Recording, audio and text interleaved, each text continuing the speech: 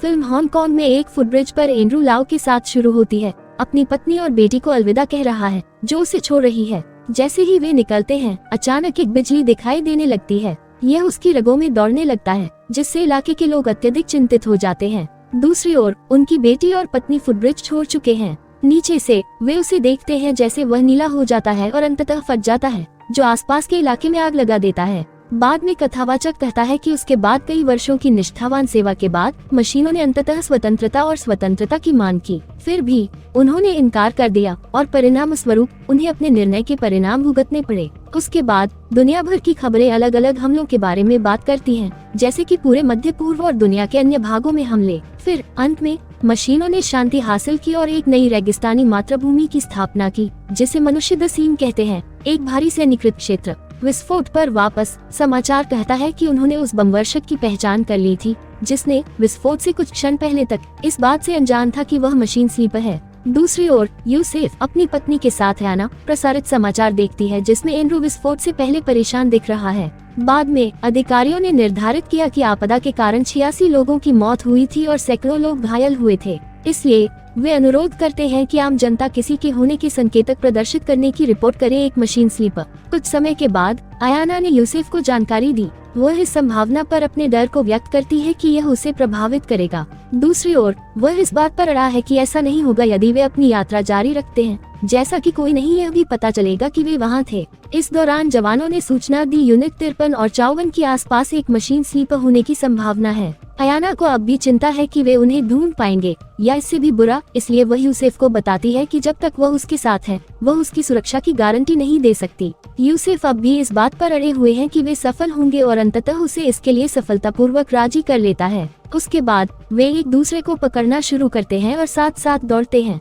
कुछ क्षण बाद सैनिकों को एक सूचना मिलती है कि वे काले बालों वाली एक अरब महिला की तलाश कर रहे हैं। भूरी आंखें और 5'2" की ऊंचाई आखिरी बार अलरादा चौकी पर देखा गया था। उसके बाद कमांडर तैनात करने का आदेश देता है। ड्रोन और ग्रिड पैटर्न में खोज करते हैं। थोड़ी देर के बाद ड्रोन अपनी गश्त शुरू करते हैं और जांच करते हैं आसपास का वातावरण।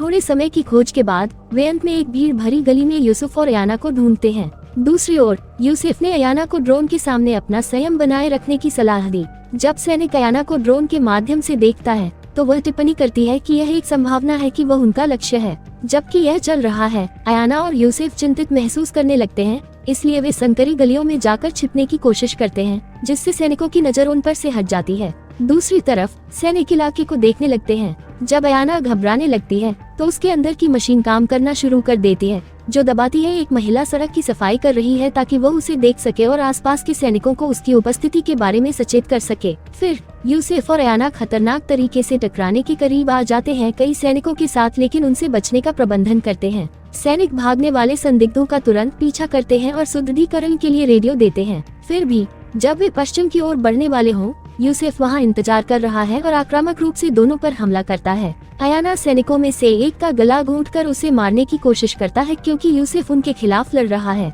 हालांकि लड़के के मरने के बाद उसे एहसास हुआ कि उसने उसकी गर्दन जला दी है। बाद में ड्रोन अयाना के पास आना शुरू करते हैं और उसका एक दृश्य प्राप्त करते हैं, मशीन स्लीपर के अनुरूप संकेतक प्रदर्शित करना। फिर कमांडर कहती है कि वह सक्रिय है और टूटना शुरू कर रही है और फिर ड्रोन उसे विरोध न करने के लिए कहता है क्योंकि वह एक खतरा है खुद को और दूसरों को और कि वे उसकी मदद कर सकते हैं। दुर्भाग्य से यूसुफ ने मृत सैनिक की राइफल उठा ली और ड्रोन के निकलने से पहले उसे नीचे गिराकर लॉक कर देता है। एक मौत के साथ वे फिर पुष्टि करते हैं कि विषय एक आत्मघाती स्लीपर है। बाद में यूसुफ उससे बात करता है और उसे छूने की कोशिश करता है, लेकिन वह रुक जाता है। वह फिर उसे शांत करने की कोशिश करता है, लेकिन वह कहती है कि वह इसे नियंत्रित नहीं कर सकती। फिर भी वह उसे कुछ अच्छा सोचने के लिए कहता है, जैसे जब वे पहली बार मिले थे जब वह थी एक विक्रेता के साथ बहस कर रहा था और उसने मदद करने की कोशिश की, लेकिन वह उस पर चिल्लाने लगी। वह उसे याद दिलाता है कि उसने उससे कहा था कि वह अपनी लड़ाई लड़ सकती है। मिनट बाद अयाना ने खुद को शांत किया और फिर उन्होंने सैनिक का रेडियो देखा, सो उन्होंने उसे पकड़ लिया और तुरंत चले गए। अयाना यूसुफ से कहती है कि उसे सीमा पर जाने की जरूरत है, इसलिए उन्हें वहां पहुंचने का रास्ता खोजना होगा।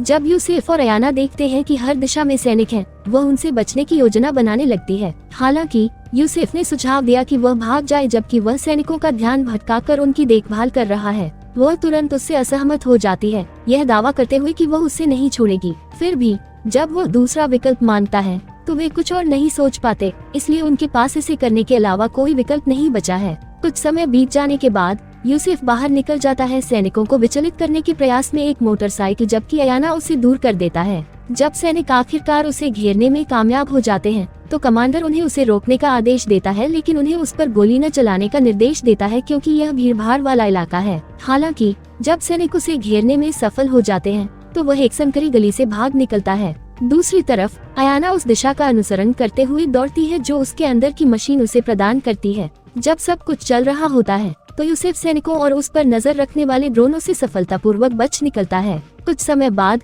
अयाना डिमिलिटराइज्ड जोन में दीवार के माध्यम से निकलने का प्रबंधन करता है। दुर्भाग्य से टावरों को संलग्न होने की अनुमति नहीं है क्योंकि सीमा के इतने करीब यह बहुत जोखिम भरा है। जब हवाई इकाइयों को अयाना का पीछा करने के लिए डीएमजे में प्रवेश करने की अनुमति मिली तो वे तुरंत चले गए। तब कमांडर उन्हें उसे रोकने की कोशिश करने का आदेश देता है, लेकिन उन्हें सीमा रेखा पार नहीं करनी चाहिए। सैनिकों में से किसी को भरोसा है कि वह ऐसा नहीं करेगी। इस बीच यूसुफ भी अयाना के पीछे पीछे चला जाता है। अचानक जमीन से एक बड़ी मशीन दिखाई देती है जबकि अयाना रेगिस्तान में दौड़ती है। दूसरी ओर कमांडर उन्हें गर्भपात करने का आदेश देता है क्योंकि उन्होंने बहुत देर कर दी है। हालांकि सैनिकों में से एक जारी रखने पर जोर देती है क्योंकि वह पहले से ही उनकी दृष्टि में है।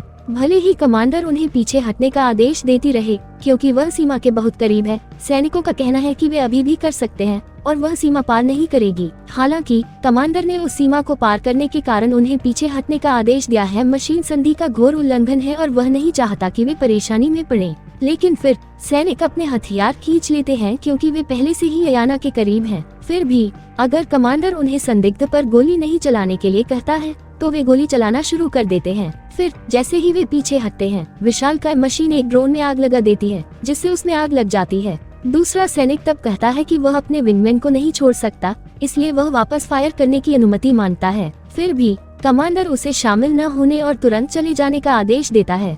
बाद में विशाल मशीन एक सीमा पर आग लगाती है जिससे उनकी रक्षा प्रणाली ऑनलाइन हो जाती है। वे तब कई संकेतों को प्रदर्शित होते हुए देखते हैं और कमांडर कहते हैं कि अगर वे पीछे नहीं हटे तो वे एक और युद्ध शुरू कर देंगे। इसलिए कमांडर बड़ी मशीन से हटने के लिए बात करने की कोशिश करता है या वे उन पर गोली चला देंगे, लेकिन जब उपकरण जवाब नहीं देता तो वह सैनिकों को उसे बाहर निकालने का आदेश देता है। गोलाबारी के बाद यूसुफ अभी भी अपनी मोटरसाइकिल पर सवार होकर फर्श पर लेटे अयाना के पास जाता है। अयाना फिर उसे वापस रहने के लिए कहती है, लेकिन वह बातचीत करता रहता है कि वे सुरक्षित हैं और वह वहां पहुंच गई है। हालांकि अयाना, जो गंभीर रूप से घायल है, उम्मीद खो देती है कि वह जीवित रहेगी, लेकिन यूसुफ ने उनकी पुरानी यादों और उनके सपनों को याद करके उसे रोक दिया। फिर भी वह कहती है कि उसे लगता है कि वह अधिक समय तक जीवित नहीं रहेगी। फिर यूसुफ ने उसे हार न मानने के लिए कहा क्योंकि वह पहले ही मरने के लिए इतनी दूर जा चुकी है। फिर भी वह उससे कहती है कि उसे उसके बिना ही आगे बढ़ना है क्योंकि सब कुछ इसमें से कुछ भी नहीं हो सकता है,